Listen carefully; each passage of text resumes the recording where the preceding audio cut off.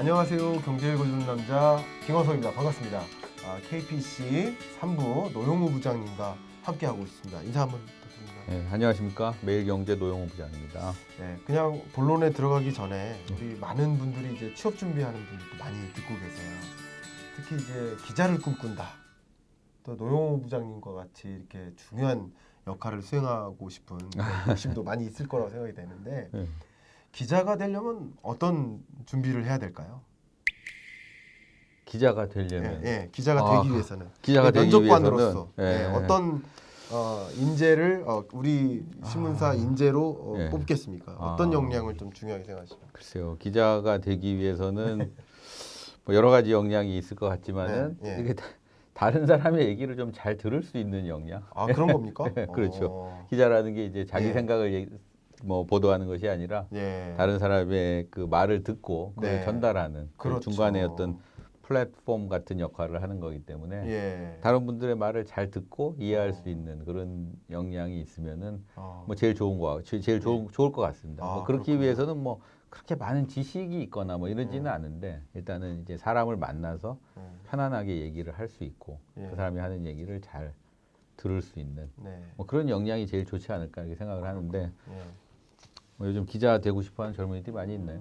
굉장히 많으세요. 그렇습니까? 굉장히 많으시고요. 나 요즘 사실 이 KPC에서 다루는 여러 내용 중에 또 인사이트 중에 하나는 어떤 특정 역할이 되고자 하는데 왜냐하면 그 사회에서 그 분야에서 좀 성공하신 분들이 많이 오시거든요. 그럼 하나의 롤 모델이 되실 수도 있는 겁니다. 그런 관점에서 내가 좋아하는 일을 찾는 것도 중요하지만 그 일을 잘할 수 있는 사람이어야 된다는 얘기도 많이 해드리고 있어요. 그럼 이제 지금 기자의 역량으로서 잘 듣는 사람이어야 한다라는 그렇죠. 그것도 중요한 생각인 거고 저도 미처 생각하지 못했던 부분이거든요.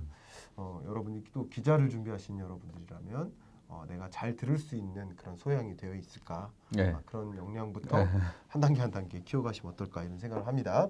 오늘 노영우 부장님과 말씀을 나누는 이유는 이 코로나 경제 전쟁이라는 베스트셀러죠. 이 책의 감수를 보신 감수자로서 노영우 부장님을 제가 모셨습니다. 지금 3부째 이어가고 있는데요.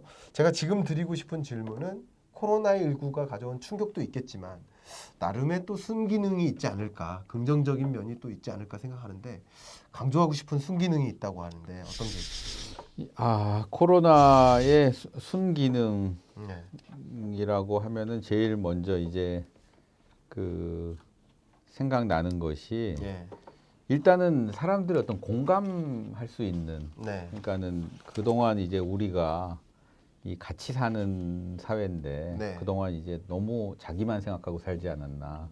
코로나라고 하는 거는 이제 이번에 뭐 그 대구에서 사건이 이제 코로나가 대구가 이제 많이 번졌을 때 각 지역 사람들이 가서 많이 도와주고 하는 그런 모습들이 상당히 우리 마음속에 있었다라는 것을 좀 확인할 수 있었던 것 같고요. 일단은 그런 측면에서 우리가 갖고 있는 그런 어떤 공감 능력 이런 것들에 대한 이런 것들이 생각보다 상당히 좀 크다. 그런 것들이 좀 많은 일을 할 수 있다라고 하는 그런 어떤 공감 능력을 우리가 확인할 수 있었고 그런 측면에서는 이제 다른 사람에 대한 어떤 신뢰라든가 우리가 같이 살아야 된다. 우리가 이제 뭐 한 사람이 코로나에 걸렸을 때 그게 빠른 속도로 전파가 되기 때문에 다른 사람을 위해서는 나 자신부터 이제 행동을 조심하고 또 그런 사람들을 또 우리가 전체로 보듬어 안아야 된다라고 하는 그런 측면들은 우리가 특히 우리나라 같은 경우는 이제 그런 부분들을 많이 확인을 할 수 있었던 것 같고 그런 부분들이 향후 이제 어떤 뭐 여러 가지 일을 하는 경제적 사회적인 에너지가 되지 않을까 이런 좀 부분이 들고 경제적인 측면을 놓고 보면은 이제 코로나로 인해 가지고 우리들이 여러 가지를 좀 확인을 할 수 있었던 것 같아요. 뭐냐면은 이제 그 사람들이 이렇게 막 만나서 뭔가를 하고 이렇게 하기에는 굉장히 비용이 많이 들거든요. 이렇게 만나서 이렇게 뭔가 이렇게 모여서 뭐를 하기에는. 근데 이제 코로나라고 하는 거는 이제 우리가 떨어져서 이렇게 상당히 이런 어떤 보지 않고 상당히 이런 어떤 효과적인 그 기기들을 이용해서 우리가 많은 일을 할 수 있구나라는 것도 역시 깨달았습니다. 회사를 안 가도 뭐 일을 할 수가 있고. 그 G20 정상회담이 화상으로 열린 거. 그렇죠. G20 정상회담은 뭐 그동안에도 계속 열렸습니다만은 뭐 지금도 다시 한번 또 확인을 할 수가 있었고. 사실 우리 KPC라는 이 영상이 코로나19로 인해서 생겨난 겁니다. 생산성본부에서. 아, 그렇습니까? 예, 우리도 뭔가 온라인에 접근을 시도해야 되겠다. 이런 거죠. 예. 그래서 그런 부분에 있어서 사회의 변화 그렇게 했더니 상당히 비용도 좀 줄어들고 효율도 떨어지지 않고 오히려 올라가고 이런 부분들을 확인을 한 측면이 있고 그거는 결과적으로 뭐냐면 우리가 이제 그 디지털을 통해서 우리 사회와 경제적인 시스템을 좀 한 단계 성숙시킬 수 있는 거 아니냐 이런 것들을 좀 촉진하는 계기로 작용할 수 있는 거 아니냐 뭐 그런 부분에 있어서는 코로나가 어느 정도 긍정적인 그러네요. 참 긍정적이라는 건 좀 역설적입니다만은 좀 긍정적인 긍정도 있는 거죠. 시그널도 좀 받지 않았나 싶습니다. 경제 역할도 한 거죠. 원래부터 이제 디지털에 대한 언택트에 대한 또 여러 온라인 강의나 온라인 쇼핑이라든가 이런 니즈가 원래 계속적으로 늘어나고 있었는데 코로나19를 경험하면서 그런 것에 대한 니즈나 수요가 폭발적으로 늘어나는 것을 경험했다고 볼 수 있는 것이죠. 이 공감이라는 면에서 좀 제가 의견을 좀 드려보고 싶은데 그냥 먼저 짧은 질문 한번 들어보면 이번에 시행된 우리나라 재난지원금 100% 지급하는 거 이게 70%가 맞다고 보셨습니까? 아니면 100% 이거는 뭐 의견의 개인적인 의견을 여쭌 겁니다. 뭐가 맞다고 보시죠? 70%가 맞냐 100%가 맞냐라는 것보다도 저는 사실은 좀 그 재난지원금이라고 하는 부분이 어떻게 좀 사용이 돼야 되느냐. 그러니까 이 조성 과정부터 뭐 집행 과정까지에 대해서 약간 좀 다시 한번 돌아볼 필요가 있지 않냐. 저는 좀 약간 좀 문제의식을 갖고 있는 입장인데 일단은 이 사람이 돈을 쓸 때는 그러니까 돈을 뭐 개인도 마찬가지고 정부도 마찬가지입니다만 돈을 쓸 때는 그 효용을 반드시 따져봐야 되는 거거든요. 그러니까 우리 박사님도 예를 들어서 돈이 주머니에 10만 원이 있다. 그러면 이거를 가지고 내가 뭐 옷을 살 거냐, 뭐 빵을 살 거냐, 같은 뭐 지출로 더 많은 그렇죠. 효용을 갖다 할 거냐. 그걸 생각하는 것이 이제 당연한 건데. 우리나라도 재난지원금이라고 하는 것이 이제 지금 뭐 정부도 중앙정부도 주고 지자체도 주고 막 이러면서 이제 많은 사람들한테 이거 재난지원금이라는 걸 주고 있는데 이것이 조금 더 이렇게 맞춤형으로 집행이 됐으면 어땠을까라는 좀 생각이 예를 들면 듭니다. 어떤 예를 들어서 이제 그 돈이 필요한 사람 반드시. 그러니까 예를 들어서 지금 이 코로나19의 충격으로 직접적이었던 계층. 부도 직전에 부도 위기에 몰린 중소기업이라든가 대출을 그 은행에서 대출을 못 받아서 문을 닫을 상황에 있는 자영업자라든가 아니면은 뭐 실직자라든가 아니면은 뭐 그 직장을 구해야 되는데 못 구하고 있는 청년들이라든가 이런 식으로 좀 이렇게 그런 사람들한테 좀 혜택이 많이 가게끔 100만 원 받으셨어요 이번에? 저는 이제 사실 질문을 왜 드렸냐면 이 재난지원금을 70%한테 주는 거는 말이 안 된다. 여러 면에서 그걸 말씀드리려면 한 30분 걸립니다. 여러 가지 이유로 문제가 있다. 그래서 100% 다 줘야 되고 대신 기부 캠페인을 활성화하자. 그건 딱 정부가 지금 하고 있는 거네요. 하는 아이디어를 제가 처음 제안한 사람입니다. 그럼 정부가 100% 억셉트한 겁니다. 제가 언론 검색해 보시면 제가 가장 먼저 제안한 사람인데 그게 이제 반영된 거라고 생각이 드는데 근데 이제 저는 조금 그래서 저는 이제 당연히 안 받았습니다. 저는 기부를 해야 된다라고 주장한 사람이었기 때문에 좀 코로나19에 직격적인 충격이 없는 사람이면 예를 들면 뭐 이렇게 얘기하면 죄송하지만 대기업 직장인 여러분들은 직격적인 그런 충격 없으시잖아요. 그렇잖아요. 뭐 그러니까 상대적으로 덜하죠. 상대적으로 왜냐하면 월급이 주는 게 아니고 고용 안정성이 부족해진 건 아니니까. 그러면 적극적으로 이제 기부에 참여하면 어떨까 하는 생각을 가졌던 거예요. 그래서 그런 걸 주장했던 거고요.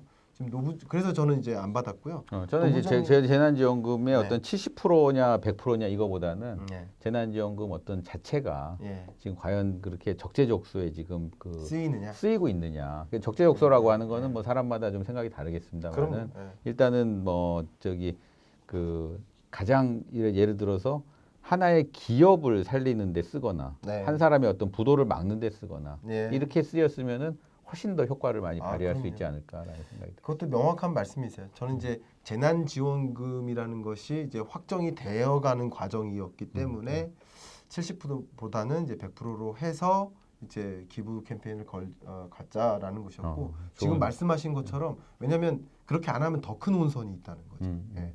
왜냐하면 받아야 될 사람인데 못 받는 계층이 굉장히 많고요. 받지 말아야 되는데 받는 사람도 있거든요. 그래서 이제 그런 표현을 썼는데 지금 부장님께서 말씀하신 의견이 뭐냐면 IMF에서 제안했던 게 타겟이라는 단어입니다. Targeted policy. 그러니까 말 그대로 코로나19의 충격이 직접적이었던 그 계층과 기업과 경제 주체들에게 적극적인 지원이 될 수 있도록. 왜냐하면 적극적인 재정 부채를 감안한 정책이기 때문에 상대적으로 타겟이 명확한 정책이어야 된다라는 얘기를 했었거든요. 저도 그 부분에 대해서 되게 동감하고 있었는데 부장님께서도 좀 그런 부분들을 좀 주목하신 게 아닌가 생각합니다. 그렇습니다. 예, 좋은 말씀 감사하고요. 또 이어서 이제 코로나19가 준 또 나름의 또 순기능이 또 있다고 하는데 또 어떤 순기능이 있다고 볼 수 있을까요? 그러니까는 그 우리 사회가 이렇게 바뀌어 나가는 그 어찌 됐건 간에 우리가 이제 이 코로나19가 오기 전에 가장 사회적으로 화두가 됐던 게 4차 산업혁명이라고 하는 뭐 디지털라이제이션이라고 하는 뭐 이런 부분들이 많이 화두가 됐었지 않습니까? 근데 이제 코로나19라는 거를 통해서 이제 그런 부분들이 그 상당히 좀 속도가 빨라지지 않을까 그런 식으로 사회 전체적으로 바뀌는 부분들이 그렇죠. 그런 부분들도 또 긍정적인 순기능이라고 생각할 수 있을 것 원래 같습니다. 바뀌어야 될 영역들이 더 빠른 속도로 바뀌어 나가게 되는 그런 촉진제 역할을 했다는 거죠. 그런 면에서 또 순기능이 있겠다. 벌써 어느덧 뭐 긴 시간을 말씀을 다 나누고요. 이제 마지막 질문을 좀 드려야 될 것 같아요. 마지막 질문은 말 그대로 이 코로나19의 충격을 받은 우리 한국 입장에서 지금 한국의 어떤 경제적 특히 그런 상황 그리고 미래 이런 부분들을 좀 어떤 상황이라고 좀 말씀을 좀 편하게 해주신다면 지금 한국의 상황은 어떻게 보면은 이제 코로나19로 인해 가지고 좀 두 가지 측면이 있는 것 같아요. 그러니까 저희가 이제 그 상당히 좀 방역에 성공을 하고 그다음에 코로나19를 상당히 극복을 하는 이런 과정들이 이제 전 세계가 알게 되면서 한국의 어떤 그 인지도라든가 위상 이런 것들이 상당히 높아졌다라고 생각을 합니다. 그런 부분들은 우리나라에 있는 진짜 많은 그 우리나라 국민들을 포함해서 많은 분들이 이제 그 어떤 정책적인 부분이라든가 뭐 이런 부분들이 다 선순환되면서 우리가 이제 이런 K 방역 상당히 좀 큰 성과다 이렇게 생각이 되고 2014년인가 15년에 K 프로덕이라는 표현을 썼었어요. 그러니까 실제 이제 말 그대로 메이드 인 코리아를 더 신뢰하게 되는 그런 흐름이 지금 나온 거 아닙니까? K 방역으로 인해서. 그렇습니다. 이게 이제 촉발된 것은 아주 긍정적인 거고 이거는 뭐 어떻게 우리가 뭐 어떻게 해도 얻을 수 없는 거죠. 사실 뭐 투자를 많이 한다고 우리가 이런 식의 레퓨테이션을 얻을 수 있는 것도 아니고 그렇다고 뭐 우리가 뭐 올림픽에 나가서 뭐 금메달을 많이 따고 뭐 이렇게 한다고 해서 얻을 수 있는 것도 아니고 그런 것도 아니죠. 상당히 그런 면에서는 상당히 좀 뭐 한국의 어떤 디스카운트라고 했는데 그동안에는 코리아 프리미엄을 얻게 되는 뭐 그런 계기가 되지 않을까 이런 부분들은 좀 긍정적으로 생각합니다. 물론 코로나가 이제 더 이상 확산되지 않고 잘 이 수준에서 잘 잡혀야 되겠죠. 이제 뭐 그 전제가 되는 뭐 말씀이긴 합니다만. 이제 양면성이 있는데 두 가지 부분은 뭐냐면 그 우리나라는 이게 이제 소규모 개방 경제다 아직까지는 그렇기 때문에 우리나라는 개방도가 상당히 높습니다. 그래서 그렇기 때문에 세계적으로 이제 충격이 왔을 때 우리나라가 받는 충격은 우리가 생각하는 것보다 훨씬 더 클 수 있다. 그러니까 예를 들어서 이제 미국이 예를 들어서 그 코로나로 인해서 경제 활동이 마비가 되고 중국이 마비가 되고 유럽이 마비가 됐을 때 누가 충격을 가장 많이 받을 것인가? 물론 해당 국가도 충격을 받겠죠. 그렇지만은 그 우리나라가 이렇게 미국, 유럽, 중국의 글로벌 공급망에 들어가 있는 노출돼 있는 그 수준이 굉장히 높고 많기 때문에 그 충격이 이제 올해 하반기부터 본격적으로 나타나지 않을까 이렇게 좀 걱정스러운 부분들이 많이 있습니다. 그러니까 이제 두 가지 측면이 있는데 그런 두 가지 측면을 좀 이 그 K 방역에 성공했듯이 네. 이렇게 이제 어떤 글로벌 공급망에서의 충격도 우리가 코로나를 막는 것처럼 이게 막아야 되는 그런 어떤 숙제가 남아 있는 거죠. 그렇네요. 거기에 대해서 우리가 아직까지 검증이 안 됐습니다. 그렇겠네요. 이 상황이 진행되고 네. 있기 때문에 우리가 그 경제적인 충격까지 우리가 막아냈다라고 얘기할 수가 없고 그렇네요. 앞으로 어떻게 네. 막아낼 것인지에 대해서 상당히 고민을 해야 되는 상황이 아닐까. 그렇네요. 그런 부분에 있어서도 또 뭐 우리의 어떤 정부라든가 국민이라든가 어떤 기업이라든가 이런 전체적인 그 우리나라의 어떤 역량을 발휘해야 될 시점이라고 생각을 하고 있습니다. 그러네요. 저도 사실 2020년 하반기를 놓고 우리나라 경제 상황을 한마디로 표현해 달라라는 주문을 받을 때 내외수 불균형이라고 표현을 합니다. 어쨌든 우리나라 자체적으로는 코로나19를 어쨌든 종식시킨다는 이런 전제하에서 코로나19가 글로벌리는 계속 확산되고 있기 때문에 우리나라의 외수에 대한 걱정이 굉장히 큰 상황이라고 볼 수 있겠는데 어쨌든 그 외수가 굉장히 어려운 상황 하에서도 지금 최근에 정책적으로 기업인 간의 미팅은 자유롭게 해준다든가 뭐 그리고 온라인 화상 계약을 실시할 수 있게 이렇게 해준다든가 어떤 방식으로든 그런 외수의 어떤 충격을 막을 수 있도록 하는 정책적 대응과 기업들의 움직임이 필요하지 않을까 이런 생각을 해봅니다. 오늘 말씀 굉장히 감사하고요. 저희 이 KPC의 공식 질문이 있습니다. 앞으로 노영우 부장님은 어떤 또 계획이나 목표가 있으실지 혹시 뭐 개인적인 개인적인 계획을 좋습니다. 말씀하시는 예. 혹시 이런 생각을 하고 있다. 별로 궁금해하지 않으실 것 같은데. 아니요.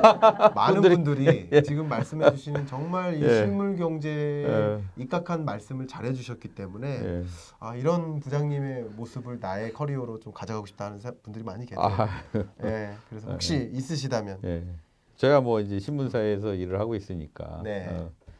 좋은 뉴스 많이 보도하는 게 그게 뭐 제 할 일이고 또 이제 하반기에는 또 아까 말씀드린 것처럼 이제 우리나라 그 경제가 조금 더 이제 어려워질 것 같은데 여러 가지로 올해 하반기 내년 상반기 뭐 계속해서 좀 어려운 일들이 많이 있을 것 같은데 우리 저기 뭐 좀 이렇게 신문사에서 취재를 해서 뭐 아이디어를 줄 수 있으면은 좋겠다 뭐 그런 생각 갖고 있습니다. 좋네요. 좋은 말씀. 지금 뭐 저희도 이 노영우 부장님의 매일경제신문 그 기사 이런 것들도 재밌게 좀 지켜보도록 하고요. 또 매일경제 신문사에서 제안하는 여러 가지 정책적 아이디어, 우리의 나름의 내외수 불균형을 좀 이겨낼 수 있는 돌파구 이런 여러 가지 좀 제안들 많이 기대하면서 오늘 노영우 부장님과 함께했던 KPC 마무리하도록 하겠습니다. 감사합니다. 네, 고맙습니다. 감사합니다.